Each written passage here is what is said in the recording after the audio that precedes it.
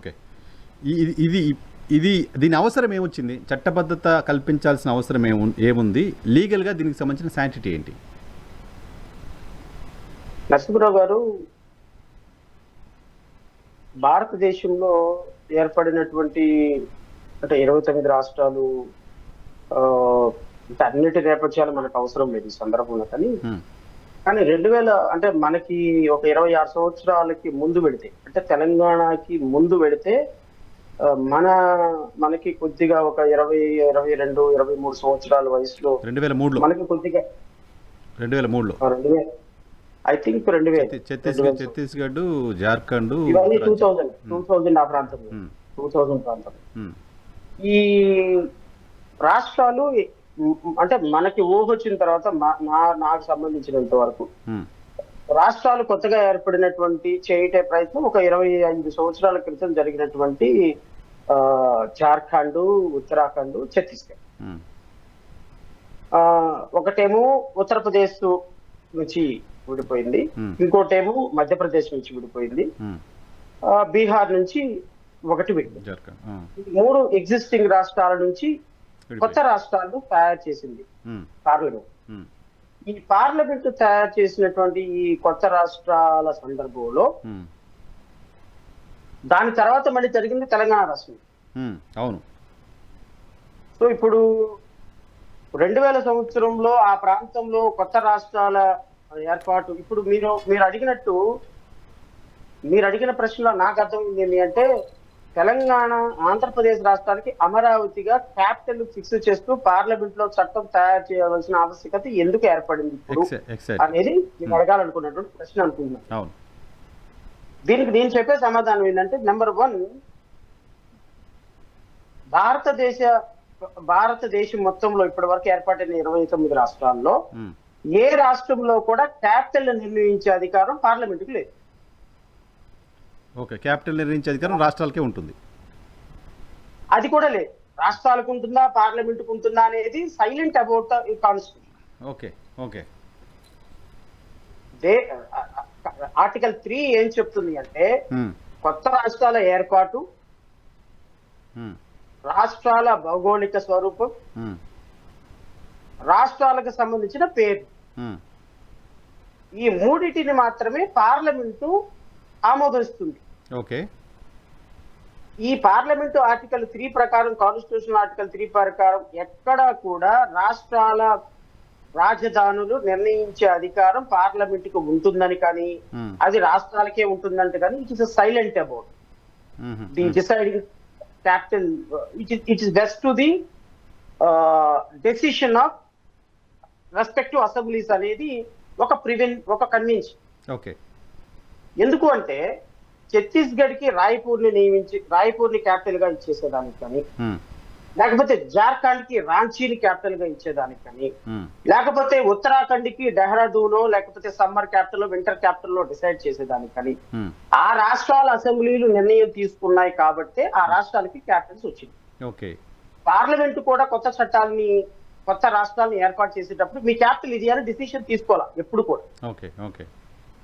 కానీ ఆ రాష్ట్ర అసెంబ్లీలు పలానా క్యాపిటల్ ఉండాలి మాకని పార్లమెంట్ కి పంపిస్తే దాన్ని రాటిఫై చేసినాయి అంతే. కానీ 2014 సంవత్సరంలో వచ్చినటువంటి ఒక విపత్కర పరిస్థితులు, ఒక దేశంలో ఎప్పుడు ఉత్పన్నం కాని పరిస్థితులు, బహుశా భారతదేశంలో ఇలాంటి పరిస్థితి ఎప్పుడు రాలా. కారణం ఏంటి అంటే, ఆంధ్ర హైదరాబాద్ కావాలంటుంది, తెలంగాణ కూడా హైదరాబాద్ కావాలంటుంది. హైదరాబాద్ మా క్యాపిటల్ గా ఉండాలని 2 రాష్ట్రాలు పట్టుబడుతుంది. అవును. ఈ 2 రాష్ట్రాలు పట్టుబడే సందర్భంలో, విపత్కర పరిస్థితుల్లో, గతిలేని పరిస్థితుల్లో, రాజ్యాంగంలో ఆ విధమైనటువంటి వెసులుబాటు లేకపోయినా భారత పార్లమెంటు చట్టం ద్వారా, 2014 చట్టం ద్వారా హైదరాబాద్ ని ఆ రాష్ట్రానికి ఈ రాష్ట్రానికి క్యాపిటల్ గా డెసిషన్ తీసుకొని నిర్ణయం చేసేది. Time bound. భారతదేశ చరిత్రలో మొట్టమొదటి నిర్ణయం ఇది జరిగింది. ఇప్పటి వరకు ఏ దేశానికి, ఏ రాష్ట్రానికి ఈ విధమైనటువంటి క్యాపిటల్ నియంత్రణ జరగల. ఓకే. సెక్షన్ 5 ఏం చెప్తుందో చదువుతా. Hyderabad to be a common capital for the state of Telangana and Andhra Pradesh.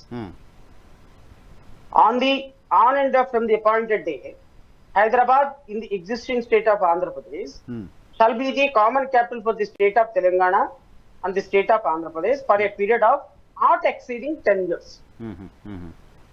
Not exceeding 10 years అంటే 10 సంవత్సరాల వరకు ఖచ్చితంగా ఉండాలి. ఓకే, లేదు తర్వాత అయినా సరే 10 సంవత్సరాల తర్వాత పెంచొచ్చు అంటే మళ్ళీ పార్లమెంట్ పెంచొచ్చు, కానీ నాట్ ఎక్సీడింగ్ 10 years వరకు ఆంధ్రాకి తెలంగాణకి రెండిటికి హైదరాబాద్ క్యాపిటలే అని డెసిషన్ తీసుకుంది పార్లమెంట్. రాజ్యాంగంలో లేకపోయినా డెసిషన్ తీసుకుంది. ఎందుకు అంటే అక్కడ ఉన్నటువంటి విపత్కర పరిస్థితుల దృష్ట్యా. సెక్షన్ 2, ఇప్పుడు ఈ సెక్షన్ 2కే ఇక్కడ ఈ రోజు పార్లమెంట్ లో అమెండ్మెంట్ జరుగుతుంది. సెక్షన్ 2 ఏం చెప్తుంది అంటే after expiry of the period in subsection 1 అంటే 10 years, after expiry of the 10 years Hyderabad shall be the capital for the state of Telangana. Hyderabad ఏమో క్యాపిటల్ తెలంగాణకి వెళ్తుంది. There shall be a new capital for the state of Andhra Pradesh. Andhra Pradesh కి ఒక కొత్త capital వస్తుంది. ఆ capital ఏంటి అనేది అప్పుడు 2014 సంవత్సరంలో నోటిఫై చేయాల. అది అమరావతి అవుద్దా, విశాఖపట్నం అవుద్దా, కర్నూలు అవుద్దా, 3 రాజధానులు అవుతాయా, 30 రాజధానులు అవుతాయా తెలియదు పార్లమెంట్ కి. 10 సంవత్సరాలు మాత్రం 2 సంవత్సరాలకు హైదరాబాద్ క్యాపిటల్ గా ఉంటుంది. 10 సంవత్సరాల తర్వాత విజయవాడ ఆంధ్రప్రదేశ్ కి కొత్త క్యాపిటల్ వస్తుంది. ఆ కొత్త క్యాపిటల్ ఏంది ఎలాగుంటది, ఏ ఫామ్ లో ఉంటుంది అనేది ఆ ప్రభుత్వం డెసిషన్ తీసుకుంటుంది అనేది పార్లమెంట్ యొక్క ఉద్దేశం.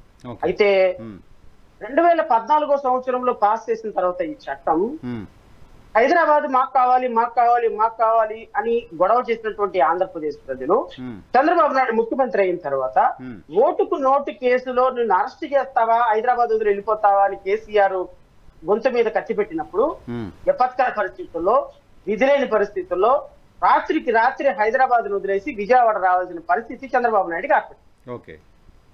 ఈ పరిస్థితుల్లో ఆయన ఏం చేశాడు, కేంద్ర ప్రభుత్వ చట్టం ప్రకారం అమరావతికి మన ఆంధ్రప్రదేశ్ కి క్యాపిటల్ గా హైదరాబాదే ఉంది. సో ఇప్పుడు హైదరాబాద్ కాదని నేను అమరావతిని క్యాపిటల్ గా నిర్ణయం తీసుకుంటాను అనేటువంటి ఒక నిర్ణయం, విధానపరమైన నిర్ణయం తీసుకుంటాను. విధానపరమైన నిర్ణయం తీసుకున్నప్పుడు ఈయన విజన్, ఈయన ఫోకస్, ఈయన లీగల్ నాలెడ్జ్ ఎక్కడ పప్పులో కాలేసిందంటే 2014 సంవత్సరంలో ఈయన విధి లేక నిర్ణయం తీసుకున్న పరిస్థితుల్లో ఈ నిర్ణయాన్ని భారత పార్లమెంట్ కి పంపించి మీరేమో 10 సంవత్సరాల కామన్ క్యాపిటల్ హైదరాబాద్ అన్నారు, మాకు హైదరాబాద్ వద్దు, మేము విజయవాడలో అమరావతిలో మేము క్యాపిటల్ గా నిర్ణయం తీసుకున్నాం, కాబట్టి మా అమరావతిని మీరు నోటిఫై చేయండి అని ఈ రోజు చేయాల్సిన పనిని 2014లోనే చేపించాలి. 2014 సంవత్సరంలోనే పార్లమెంట్ కి పంపించి ఇదిగో అమరావతి క్యాపిటల్ గా నోటిఫై చేయండి, సెక్షన్ 5 సబ్సెక్షన్ 2 కి అమెండ్మెంట్ చేయండి, Hyderabad will be the capital for the Telangana and Amaravati will be the capital for the state of Andhra Pradesh notify చేయించాలి అని 2014లో అడగాల్సిన చంద్రబాబు ఏం మాట్లాడకుండా, లీగల్ గా దీన్ని ఫిక్స్ చేయకుండా రావడంతోనే ఇక్కడ అమరావతి అభివృద్ధి, ఆత్మాభిమానం, డబ్బులు ఇవ్వండి, క్యాపిటల్ కి ల్యాండ్ ఇవ్వండి అని మొత్తం అమరావతి రైతు దగ్గర నుంచి ల్యాండ్ తీసేస్తారు. ఆ రోజు చేయకపోవడం వల్ల ఈ రోజు చేయడం వల్ల ఆంధ్రప్రదేశ్ రాష్ట్రానికి జరిగిన నష్టం ఏంటి? 2019లో జగన్మోహన్ రెడ్డి వచ్చి 3 క్యాపిటల్స్ అనే నిర్ణయం, 3 క్యాపిటల్స్ అనేటువంటి ఒక కొత్త స్లోగన్ తీసుకొచ్చాడు. ఇప్పుడు 2014 నుంచి 2016 వరకు హైదరాబాద్ నష్టం ఏంటి అని మీరు అడిగితే 2014 చట్టంలో అంటే కేంద్ర ప్రభుత్వ చట్టంలో రీఆర్గనైజేషన్ యాక్ట్ లో సెక్షన్ 94, 93 ప్రకారం కొత్త క్యాపిటల్ నిర్మాణానికి రావాల్సినటువంటి డబ్బులు, నిధులు, నిక్షేపాలు అధికారికంగా కేంద్ర ప్రభుత్వం నుంచి తీసుకొచ్చుకోవటంలో మనకి ఇది అడ్డం పడింది.